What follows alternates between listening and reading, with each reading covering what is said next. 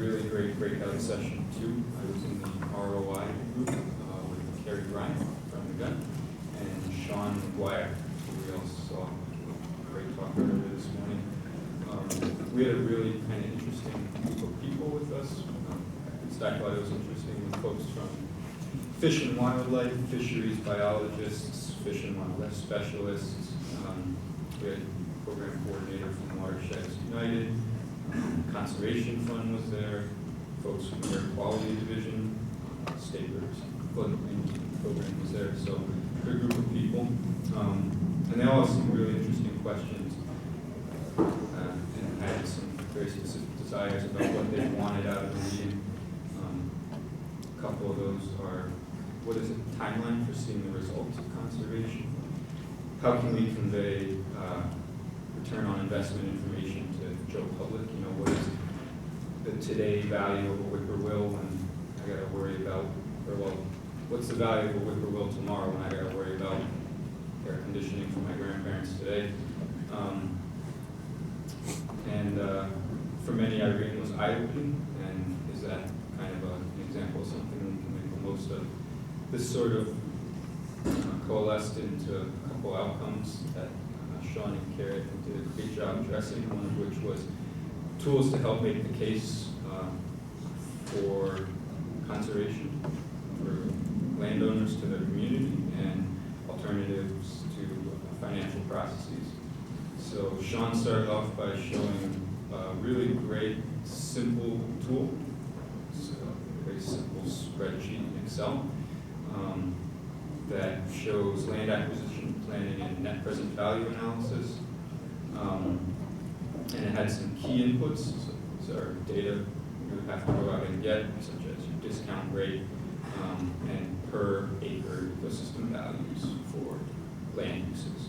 So for wetlands, non-working ag, forests, recreation. And he stressed that it's really important to get that discount rate right.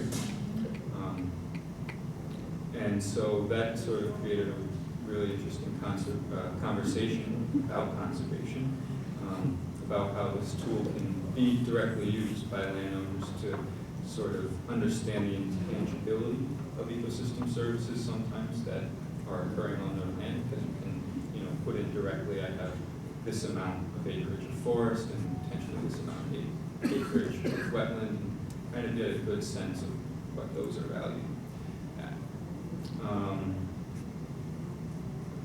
So next, Kerry gave a really great example of sort of her case study with the Otter Creek about how ecosystem evaluation can provide critical information in oftentimes a very compact form. But there are certainly some caveats to doing that. Kind of went over those. Took a break. Sean then came back and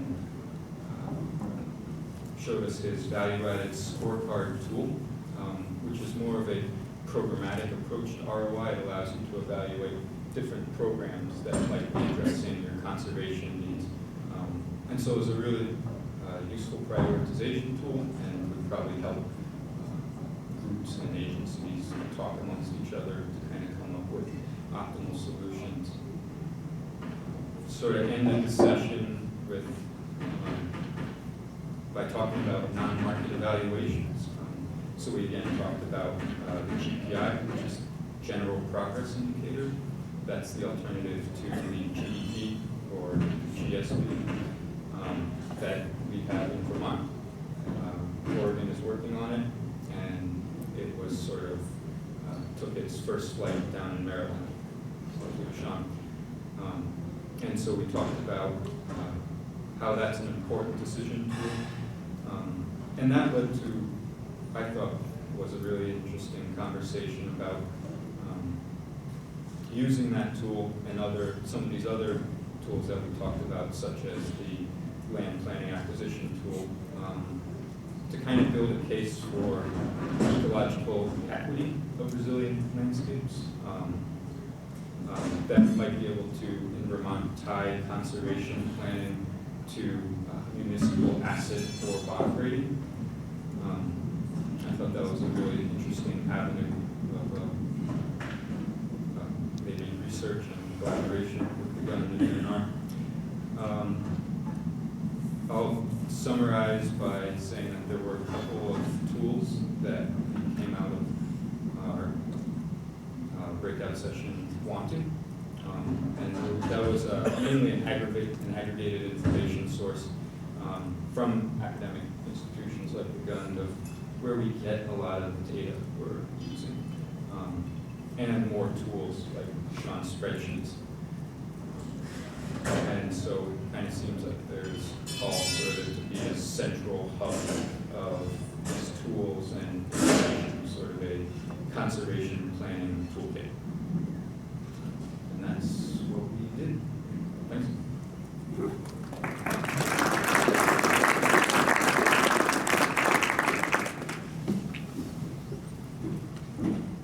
Thank you, Charlie. So this is the fragmentation economics group. Okay. Hey everyone. So just to introduce myself, I'm Eduardo Rodriguez. I'm a PhD student. I can just hold it. One of John Eric. Let me just turn it off now. Hello. Normally you wouldn't be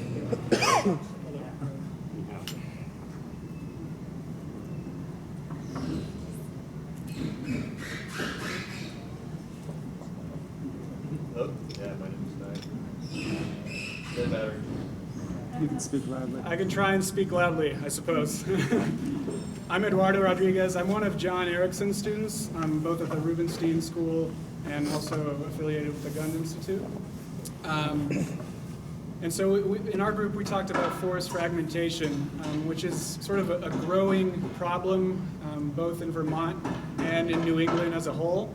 And yet, there's actually very little research, as Joe was mentioning, in terms of what are the effects of forest fragmentation on forest ecosystems, and even more in particular on the ecosystem services that these forests provide for us. And so there's a lot of talk about how Vermont is 75–80% forested, but in our group we discussed a little bit about how it's not really 80% forest, it's 80% trees within Vermont, and a lot of those forests are really fragmented, so they're divided into smaller parcels, smaller clumps, and there isn't this uniform connectivity between all the forests of Vermont. And the trend in recent history, recent decades, is that there's been more fragmentation, and when that happens, this is a lot different from the loss of forests that happened in the 1800s and the 1900s, where a lot of forest land was being converted into ag land. We had a reforestation in New England, including Vermont, that happened from say 1850s and into the 1900s, and so whereas maybe at the peak of deforestation we were at say 35% forest land in Vermont, we've managed to build that up again to 75–80%. Nonetheless, this new fragmentation that's occurring today is a lot more dangerous in the sense that this is due to development. It's not a conversion of forest land into ag land. It's building impervious surfaces. It's building roads that are cutting through forests, and these have large consequences for forests in Vermont. And so I think Joe also mentioned that there was a Senate Bill 100, that was specifically addressing forest fragmentation, and recently the Forest Fragmentation Act was passed related to that as well. And so Mike Snyder, do I have that right? Mike Snyder was talking about a report that he was compiling that would serve as guidance since this act got passed, in terms of the relationship between forest fragmentation, how that affects Act 250 and things of that nature. And so he was talking about how he envisioned setting up this document, and starting with a vision of forests in Vermont, this vision of forests as infrastructure for Vermont, not just we're not just preserving forests for the sake of having forests. These are things that underpin our economy in the state, provide lots of jobs, provide a lot of everything for Vermont. And so starting out with this vision and then going into describing what is fragmentation, what causes fragmentation, what are the effects of fragmentation, and moving along into how this is happening in Vermont, and then finally getting to some policy options and some policy recommendations that would be provided. And so, you know, we spent sort of half of our time learning about these things through presentations with Mike and Jamie Fidel and Joe. And then the second half, we sort of had this discussion about what are some important issues, some salient issues that we could address right now. Let's build sort of a research agenda with some points that would be important to address. And so I have a list here of 6 points that we agreed on, and I'll just go through them very quickly. One of them has to do with the resolution of mapping data that we use. A lot of the data that we have in mapping activities and research that goes on is done with 30-meter pixels or more, and so there was talk of maybe acquiring 10-meter resolution pixels, because that's really where you can get to seeing the effects of fragmentation and then doing some better analyses with that data. And so it's easier to visualize, easier to quantify fragmentation when you have a finer scale resolution. So acquiring this sort of data would be important. That would be number one. Another one is more research on the physical, ecological effects of fragmentation of forest health, and then associated with that, the economic impacts. And so there was, there's, when Mike was talking about trying to promote this bill or this report, there was a lot of, there was difficult buy-in when the talk was only on the ecological effects. But once you started mentioning the economic importance, what are the effects of fragmentation on the economy of the state, that's when it gained traction. And so not just research on ecological effects, but what are the economic impacts as well. And so that ties into ecosystem services and trade-offs that occur when you develop land, when you fragment land, and things of that nature. That was another point. A third point would be, how does fragmentation affect hunting participation? So there are all these activities in the state that generate a lot of revenue for the state, and hunting is one of them. And so I don't think there is a lot of research of how fragmentation is affecting hunting, but nonetheless there is an effect. Another one would be the forester's perception of a workable lot. And so, and I was just asking Keith about this one, and I'm actually going to ask for his help. If you could expand a little bit on that aspect and why that's important for forest fragmentation. It's important to gain clarity on how I think loggers or the forest industry uses the forested landscape. And for instance, one question that we might ask would be, of their last 5 or 10 jobs, what was the acreage of those parcels? Just so that we know, well, they're using, if they're using 10-acre lots and surviving off that, then that's an important story to tell. My guess is that's not the case, but we need to ask them and not suppose what size lots they're using. So are they using 50, 100, 200-acre lots that's keeping them afloat? We need to dig into that kind of question and many others like it, I think. Is this working? Yeah. So just 2 more points real quickly. Relating forest fragmentation to transmittable diseases. And so Joe gave the example of Lyme disease. And there was agreement that bringing sort of a public health aspect to forest fragmentation would be huge in terms of combating it or having some oversight there. And then lastly, how does forest fragmentation affect scenic beauty? So a lot of the research, the survey research in this area shows that private landowners, the main motivation is related to cultural, to recreational aspects, much more so than timber or production or things of that nature. And so showing how fragmentation affects those cultural values, aesthetic beauty, scenic value, things of that nature, would really enlighten some of the decisions that are being made in terms of forest fragmentation.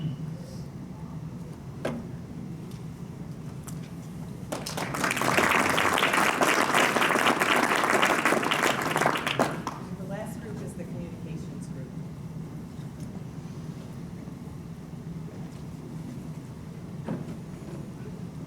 Hi, my name is Christopher Clement. I'm also one of John Erickson's PhD minions. And I was part of the science communication group, so I fully expect this will be the most effective communication you receive today. But as John Erickson and Mary Jane were hosting this lovely event, Mary Jane started off with a wonderful quote from Voltaire that I will start with, just to edify you, that the secret of being a bore is to say everything. And so I'm not going to tell you everything. You're going to have to ask the group members that participated in this workshop. But I'll give you a little snapshot as to what we dived in, what we got involved in. So, where to start? I think I'm going to dart in and out of in terms of the chronology of the day. I think one of the first things I wanted to say is that you're all well-versed in issues related to natural resources. And the way in which we talked about this in the workshop is that you are all cursed with the knowledge that you come into every conversation with. And that knowledge sometimes precludes you from understanding the perspectives of the audiences in which you are communicating. You may think you know the values of your audiences, but it's a really difficult challenge, and we have to constantly reflect back onto where we're coming from as we communicate, where those who are receiving or participating in these communications, where they're at. And that kind of starts with the first message of really knowing the audiences that you're communicating with. And from the looks of the participants in our workshop, those audiences are varied, and they run from the lowliest of the low, no, I wouldn't call it the lowliest of low, those with the most microscopic to macroscopic perspectives, let's just say.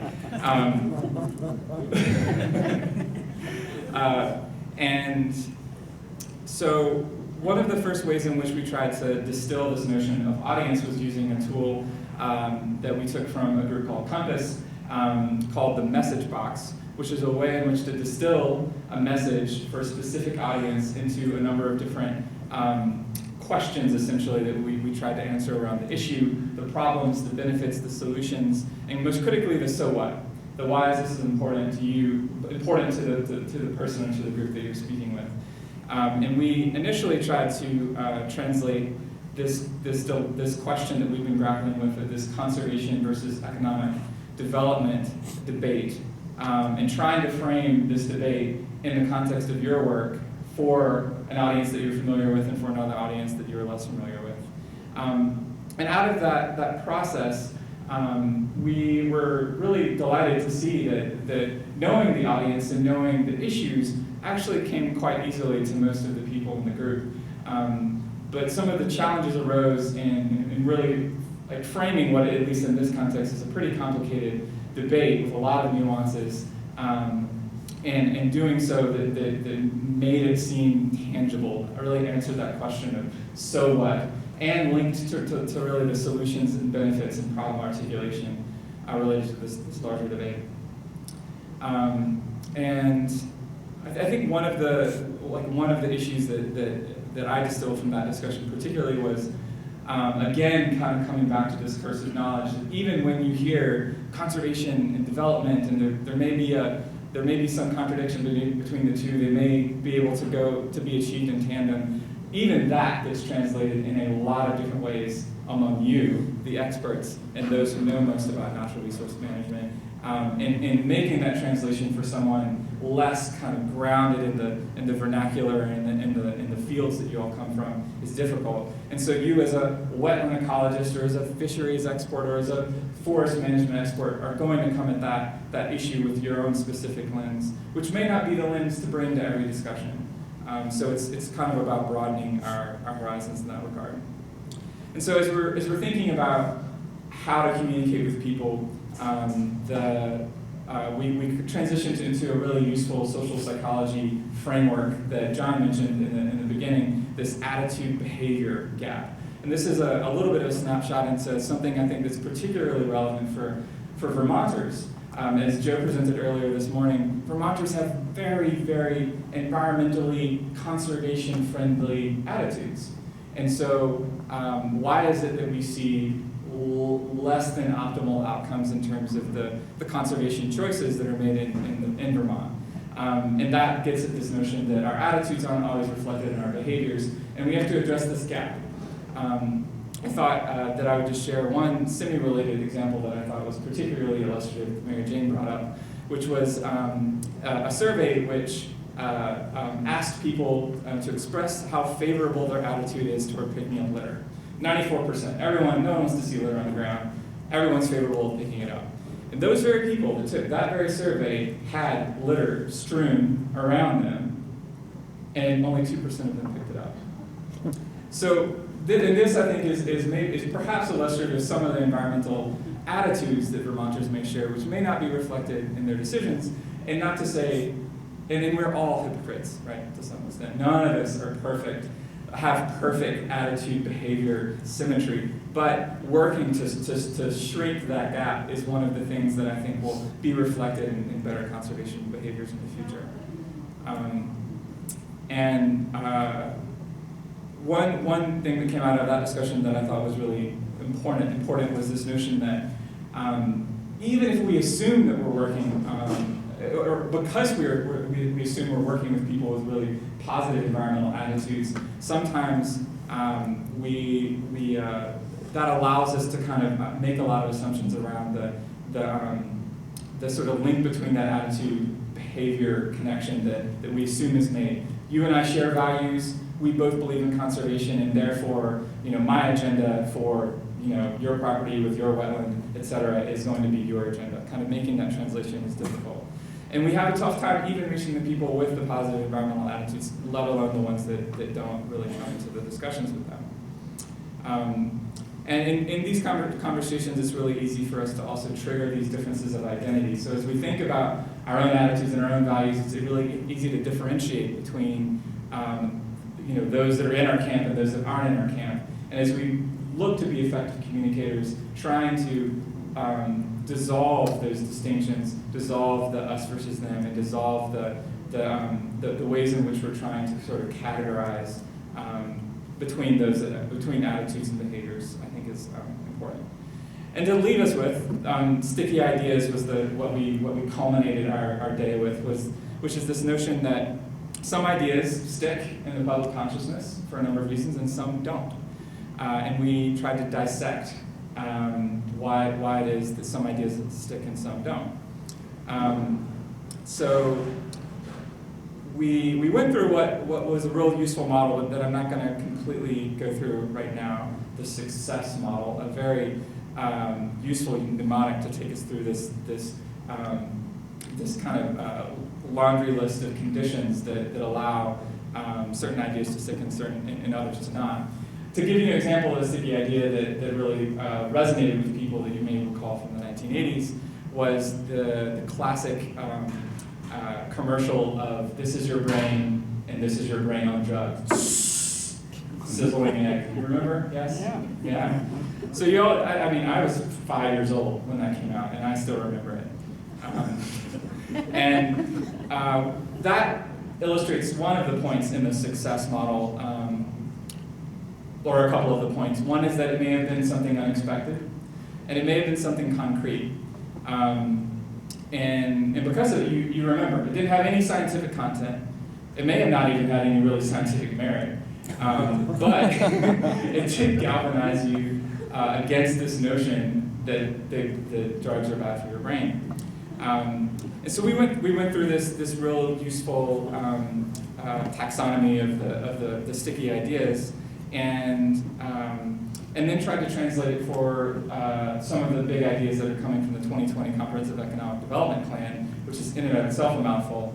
And at the end of the plan, throughout the plan, there were lots of big ideas, and I thought I would highlight how the group translated success for sticky ideas into some of these the big takeaways from this plan. And I forgive me for those of you who had good ideas that I'm not going to mention. Some of them have better common value than others. Some of them are just a little more illustrative. So, building on the Partnership for a Drug-Free America, a couple of the interesting ideas around making ecosystem services, which is an inherently wonky idea, stick, were ideas such as thinking about pollinators. This is your grocery store with bees, and this is your grocery store without bees, illustrating this is the extent to which pollinators are contributing toward your diet. Another one, this is camping with bats, and this is camping without bats, getting at this notion of habitat for bats. And just to, the last one on that note was this is Vermont's tourist industry with leaves, and this is Vermont's tourist industry without leaves, getting this notion of the working forest landscape. Some of the ways in which this idea of Vermont as a rural state was translated, there were a bunch of people who tackled this one. Some of the initial ideas started at, this is Vermonters' time to choose about this quality of our state as being a rural state, and visualizing this transition that we've seen in places like Heinsberg, which have become very much a commuter community or bedroom community for Burlington, as a way to visualize how Moncton might look in 10 years. This kind of transition from Heinsberg being a parallel to the transition to Moncton, so really making this something concrete. Another, perhaps potentially offensive, but certainly comical translation of Vermont as a rural state was Vermont. It ain't frickin' New Jersey. And just to leave you with two more that I thought were good. One that translates again ecosystem services to a more poignant notion is Vermont's landscapes protecting Vermont's landscapes protects you and your family, making it really personal, really tangible. And lastly, on a comical note, about the notion of economic impact, or that fragmentation and habitat loss is impacting us. Why did the chicken cross the road? Because someone built a road in his backyard. So that hopefully encapsulates some of the science communication workshop in a nutshell. And I welcome any additions by participants.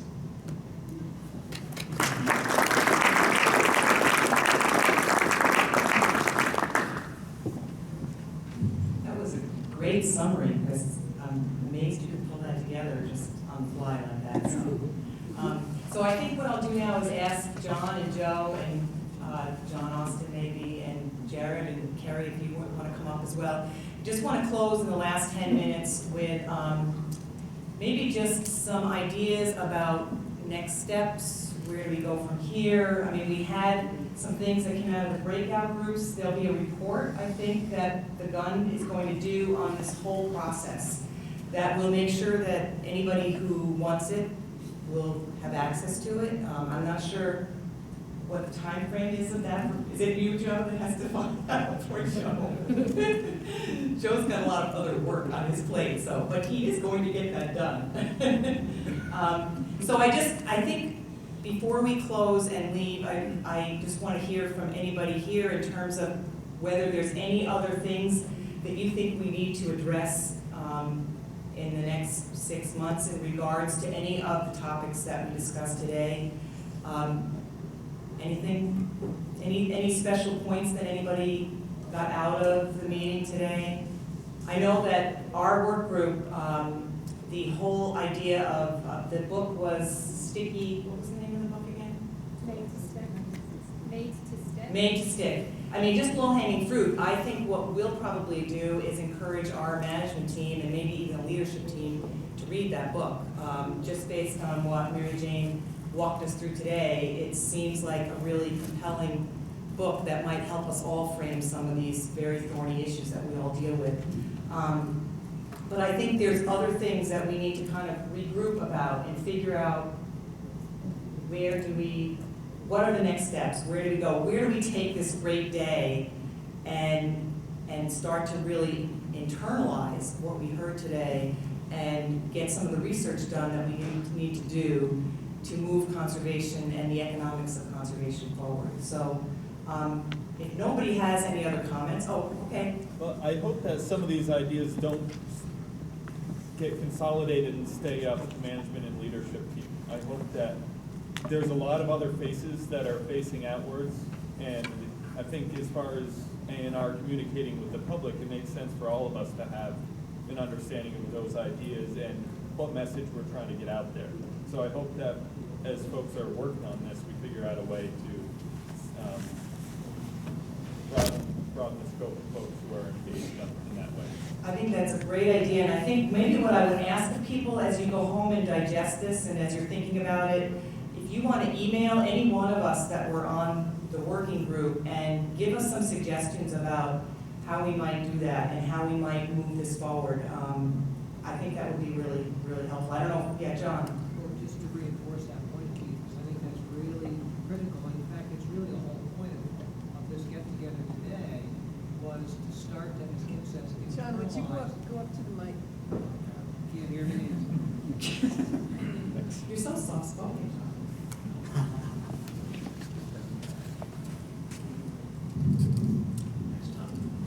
So just to reinforce what we were just talking about and the great point that Keith just brought up, one of the main reasons for having this whole get-together today is exactly that, Keith, so that we can start to frame this issue of economics and the conservation work that we do so that it transcends all the levels within this agency and hopefully outside of this agency eventually. So we reached a point where within A&R we're comfortable with some key messages and concepts about what all of this means to the work that we do at all of our levels, which is why we really wanted to start internally with all three departments. But once we reach that comfort level, go outside our own walls and start, spreading the word and singing the same tune. So really key point, and I'm glad you brought it up, and I would just reinforce what Kim said earlier, which is all of you should feel empowered to be part of this conversation starting right now. So whether you reach out to Kim or myself or Jared Nunnery or Kara Dolan, any of the people that have been involved, please feel free at any time to do that, because that's exactly what this is all about, is to get all of us thinking about this and the work that we do. Yeah, we see this as a first step. And I don't know that we have gotten beyond thinking about what the second and third and fourth steps should be. And so if you guys have ideas about what those next steps should be, we welcome any kind of feedback on that. But I'm hoping that this day excited you as much as it excited me. And it gets you thinking about these issues and how we frame these issues and what the potential is to frame this issue in the future, and help us figure out how we all kind of speak the same language to our different audiences, right here, Jane? I learned something. So if nobody else has any other comments, yes, So John does. Sorry. No, they're always good ones. I don't know about that. But all of this makes me think that, we're sort of, this whole project's been pretty organic as we've gone along here. And Kim and I, we're really not quite sure where we were going to land after this get-together today, thinking about it. It's really an organic conversation. Who knows where we'll end up? But it now occurs to me that you folks have all been great in giving your time to this conversation. We need to make sure that we loop back to all of you with whatever the outcome is from this. So I think we should probably commit to making sure that any of the products and direction that comes from this gets spread out to everybody who's participated and beyond. Definitely, yeah. And I just want to close to thank everybody that done. Like I said, this did exceed my expectations. I think that both the plenary and the breakout groups were terrific. Thanks to all of the help that you guys gave us and support. And I just want to give you a round of applause and hope that we can keep this thing rolling forward.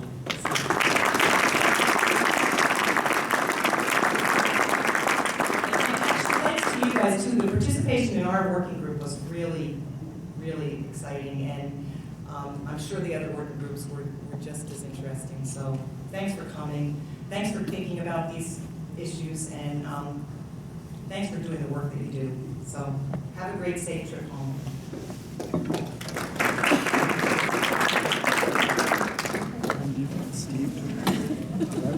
That's right.